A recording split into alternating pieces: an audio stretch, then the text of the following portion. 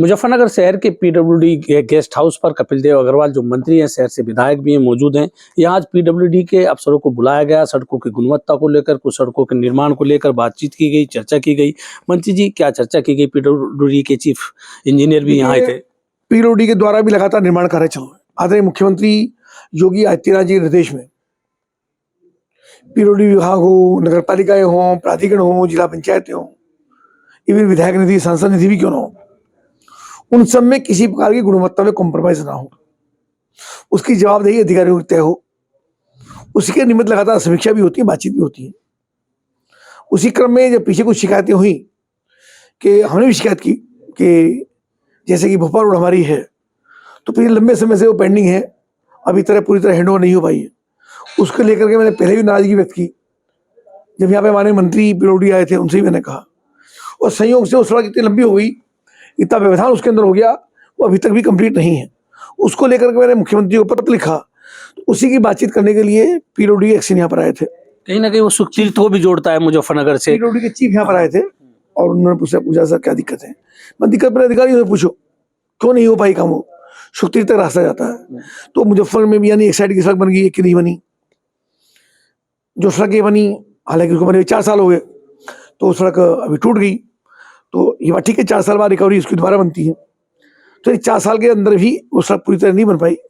इसके कारण से मुझे नाराजगी थी और उसी की समीक्षा के लिए मैंने उनको बुलाया था। क्या दिशा निर्देश दिए गए पीडब्ल्यूडी के अधिकारियों को? यहाँ भी जो सड़कें बीच में लगातार बनी है, जैसे हमने लिंक रोड बनाई जो गांधी कॉलोनी से लेकर के भोपाल बस स्टैंड तक, इतना बढ़िया वो हमारा प्रोजेक्ट था। और गांधी कॉलोनी में हमारा पूरा क्षेत्र भी है, लेकिन उस सड़क की गुणवत्ता को लेकर भी बहुत सारे सवाल उठे। ऐसी एक मदीना चौक से लेकर के रुड़की रोड को जोड़ने वाली सड़क थी, उसको मैंने ऑन स्पॉट जाकर रुकाया था। उस सड़क का गुणवत्ता फिर ठीक हुई है। ये जो लिंक रोड वाला विषय की चर्चा मैं आपसे कर रहा हूँ, तो वो भी एक्शन में बताया गया कि साहब ने ठीक करा दिए और उसके 100% ठीक है, आप चाहो उसको चेक कर सकते हो, ये मैंने कहा। और कुछ सड़कें जो नाले लोग नहीं बनने देते हैं, मान लो सड़क के किनारे नाला बनना है तो लोग अतिक्रमण कर रखा है, स्लैब डाल रखे हैं, तो उसके लिए मैंने सख्ती से कहा कि आप सख्ती से करिए, उनको अतिक्रमण हटवा करके नाला बनवाइए। तो नोटिस देते हैं, नोटिस देने की प्रक्रिया बहुत लंबी होती है, फिर वो आदमी शिकायत करता है। तो यानी किसी ने बिना अतिक्रमण को बताए खुद अतिक्रमण कर लिया तो उसको नोटिस देने की आवश्यकता है, उसे कर हटा इस बात को। तो कोई बातचीत हुई है गुणवत्ता को लेकर के, और सख्ती के साथ हमने कहा है कि मुख्यमंत्री का निर्देश भी है कि किसी प्रकार का इसमें कॉम्प्रोमाइज नहीं होगा। पीडब्ल्यूडी का गेस्ट हाउस हमने यहाँ पर बनवाया, ऊपर करके लगभग तैयार है, उसकी समीक्षा भी हमने की है और बहुत जल्दी हैंड ओवर हो जाएगा, उसका शुभारंभ जल्दी किया जाएगा। एक शानदार, क्योंकि जहाँ हम बैठे हैं ये बहुत छोटा है, अब बहुत पुराना है, तो गेस्ट हाउस भी हमारा बनकर तैयार है। तो इस प्रकार की बहुत सारी बातें पूरी जनपद की जो सड़कें निर्माणाधीन है, निर्माण हो चुकी हैं या आने वाले समय उनका टेंडर होना है, ऐसे सभी काम में गुणवत्ता उनकी ठीक रहे, ऐसा निर्देश अधिकारियों को दिया गया। पीडब्ल्यूडी के साथ साथ एमडीए और नगर पालिका भी सड़कें बना रहा है। गुणवत्ता को लेकर लगातार सवाल उठ रहे हैं, सड़कें बनती है, टूट जाती हैं। आप शहर से विधायक भी हैं, मंत्री भी हैं, तो क्या दिशा निर्देश देंगे और इस पर किस तरह की कार्रवाई? देखिए राशि जी, मैं जिम्मेदारी से बात कहूंगा कि सरकारी पैसा है, सड़कों का बनने का नंबर 4 साल, 6 साल, 10 साल में आता है, नाले 15-15, 20-20 साल में बनते हैं। तो आपके माध्यम से मेरे जनता से भी निवेदन है कि काम की क्वालिटी को चेक करें, बस सहयोग दें, वहाँ थोड़ा खड़े हों, उसी क्वालिटी को देखें, कितना रेत, कितना सीमेंट लोग यूज कर रहे हैं, कैसा सरिया यूज कर रहे हैं, और उसकी शिकायत करें। उसमें वहाँ हस्तक्षेप ना करें, वहाँ हस्तक्षेप में विवाद होगा, आपको वहाँ हस्तक्षेप करने अधिकार नहीं है। केवल आपको शिकायत करें? हाँ, अधिकारी शिकायत करें, हमको शिकायत करें तो उस पर कार्रवाई करेंगे। यानी जनता का पैसा लग रहा है तो जनता के टैक्स से पैसा लगता है, तो जनता की भी जिम्मेदारी है कि जहाँ जहाँ काम होता है अपने सामने खड़े होकर के काम की क्वालिटी ठीक करवाए, उसके निर्माण में सहयोग करें। कुछ सभासद भी है जो खड़े हो जाते हैं, पब्लिक को कहते हैं कि सड़क बड़ी मुश्किल से बन रही है, बड़ी मुश्किल से बनवा रहे हैं, अगर सवाल उठाओगे सड़क बीच में रह जाएगी, तो वो भी एक शिकायत नहीं होने देते। नहीं, ऐसा नहीं, ऐसा नहीं, मैंने आपसे कहा गुणवत्ता से कोई कॉम्प्रोमाइज नहीं होगा, चाहे हमारी विधायक निधि ही क्यों ना हो। मैं अपने ऊपर बात कर रहा हूँ, जब मैं अपनी बात कर रहा हूँ तो उसके बाद फिर सब है, फिर कोई बचता नहीं। तो काम, अगर सड़क में काम की क्वालिटी अगर वो लो स्टैंडर्ड हुई तो 1 साल के अंदर टूट जाएगी, थोड़ी बढ़िया बन जाएगी 10 साल चलेगी, इतना फर्क है।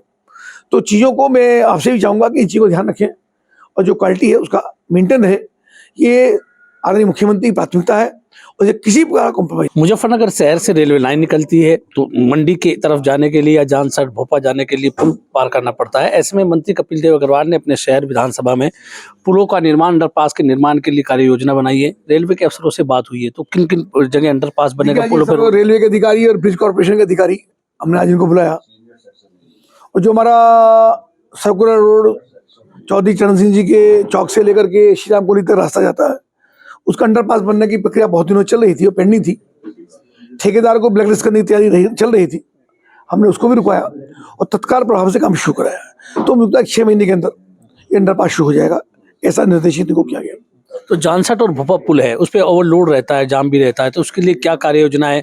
जो 2 व्हीलर्स, ई रिक्शा और पैदल वाले जाने वालों के लिए अलग से व्यवस्था हो, एक्सीडेंट भी कम हो? इनको कहा है कि अगर अंडरपास नीचे निकल जाए, यानी जानसठ रोड का पुल और भोपा रोड का पुल, अगर एक छोटा अंडरपास के नीचे निकल जाए, पुलों के नीचे ही, तो उसकी बड़ी सुविधा ई रिक्शा के लिए और मोटरसाइकिल के लिए, 2 व्हीलर के लिए और ई रिक्शा के लिए।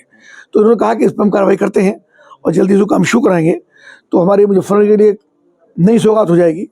2 अंडरपास अगर बन जाते हैं पुलों के नीचे तो निश्चित रूप से बड़ा काम हो जाएगा। और जो पुलों से लोग चढ़ के जाना पड़ता है, पैदल जाना पड़ता है, या कुछ लोग लगे जो रिक्शा सामान लेकर चलती हैं जो इसको मानव चलित होती है, तो उनके लिए काफ़ी सुविधा उसके अंदर हो जाएगी। तो ये काम हो जाएगा जिसमें ई रिक्शा, मोटरसाइकिल और छोटे व्हीकल उसके अंदर निकल जाएंगे। तो दोनों पुलों के नीचे उसके बनने की प्रक्रिया जल्दी शुरू हो जाएगी, ये हमने उनको कहा है। इसके अलावा गांधी कॉलोनी फाटक है, उसके लिए भी कहा है कि वहाँ भी इस प्रकार का अंडरपास बने, उसकी भी तैयारी आप करें। और भी कई काम है जहाँ जहाँ पानी भरता है पुलों के नीचे, उन सब के लिए निर्देशित किया गया कि पुलों के नीचे पचेड़ी फाटक है, वहाँ पानी भरता है। जो ये A to Z पर रास्ता जाता है जो प्राधिकरण के बराबर में, यहाँ भी पानी भरता है, तो इसके लिए भी कहा गया है। तो आगामी जो योजनाएं हैं, आगामी जो कार्यक्रम है, उसमें किसी प्रकार पानी ना भरे, इसके निर्देशित। तो ये थे मंत्री कपिल देव अग्रवाल, जिन्होंने कहा कि मुजफ्फरनगर शहर की जनता को भी जागरूक होना होगा। अगर सड़क की गुणवत्ता में कमी दिखाई देती है तो अधिकारियों से या उनसे सीधी शिकायत की जा सकती है। मैं राशिद अली हूँ और आप हमारा चैनल खोजी न्यूज़ देख रहे हैं। धन्यवाद।